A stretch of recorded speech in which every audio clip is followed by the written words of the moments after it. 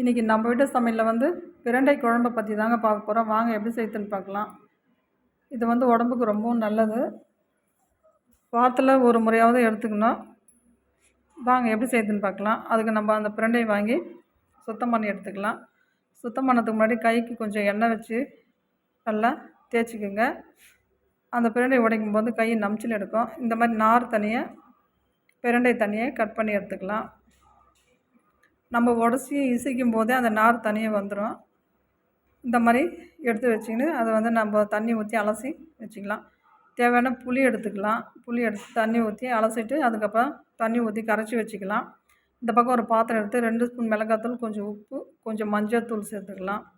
நம்ம கரைச்சி வச்சுக்கிற புளி தண்ணி அதில் சேர்த்து தேவையான தண்ணி சேர்த்துக்கலாம். தண்ணி சேர்த்து நல்லா கலக்கி ஒரு பக்கமாக வச்சிடலாம். இந்த மாதிரி நல்லா கலக்கி விட்டுக்குங்க. இது ஒரு பக்கமாக வச்சுட்டு இந்த பக்கம் ஒரு கடாய் வச்சுக்கலாம். 2 ஸ்பூன் எண்ணெய் விட்டுக்கலாம். 1 ஸ்பூன் மிளகு, கொஞ்சம் சுக்கு சேர்த்துக்கலாம். நல்லா கொஞ்சம் பொரியிட்டுன்னு நம்ம கட் பண்ணி வச்சுக்கிற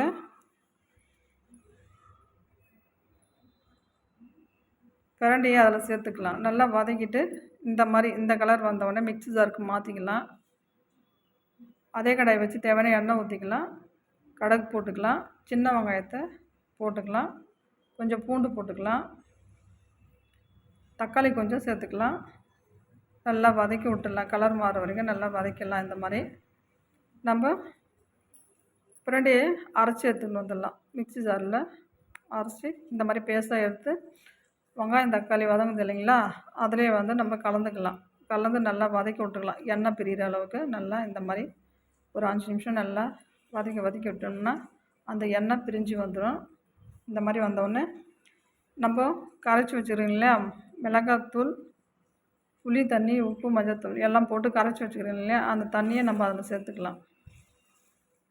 இந்த மாதிரி சேர்த்து நல்லா அதை வந்து கலக்கி விட்டுக்கலாம். உங்களுக்கு தண்ணி வேணும்னாலும் சேர்த்துக்கலாம், இல்லை இதே போதுனாலும் விட்டுடலாம். உங்களுக்கு எவ்வளோ தேவையோ அது மாதிரி சேர்த்துங்க. காரம், உப்பெல்லாம் உங்களுக்கு தேவையானது சேர்த்துக்குங்க.